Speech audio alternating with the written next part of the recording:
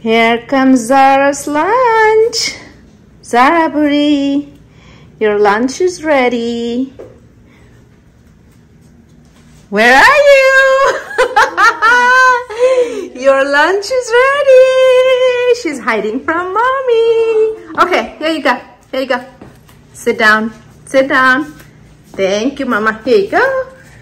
Your lunch is ready. Homemade, delicious, fresh, and tasty. Bye.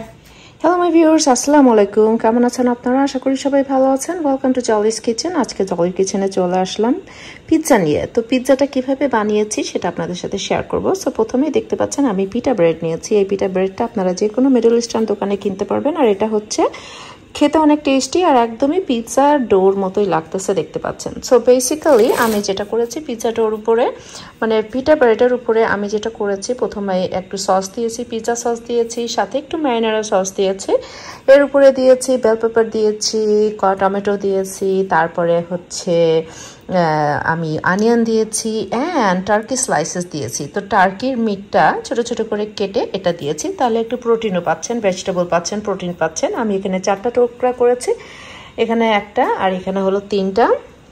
তো আমি ভাবলাম যে যেহেতু যারা বাসায় আছে তাহলে লাঞ্চের জন্য নাসিম যারা আমরা সবাই এটা খেতে পারবো। আর এটা খেতে কিন্তু অসাধারণ মজা। ওপরে আমি দুই ধরনের চিজ দিয়ে দিয়েছি, তো এটা অপশনাল।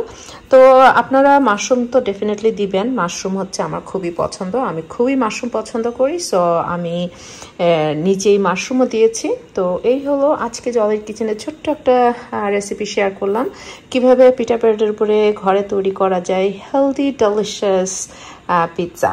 তো আশা করি ভালো লেগেছে। ভালো লাগলে লাইক, শেয়ার, কমেন্ট। আবারও দেখা হবে, কথা হবে। খোদা হাফেজ।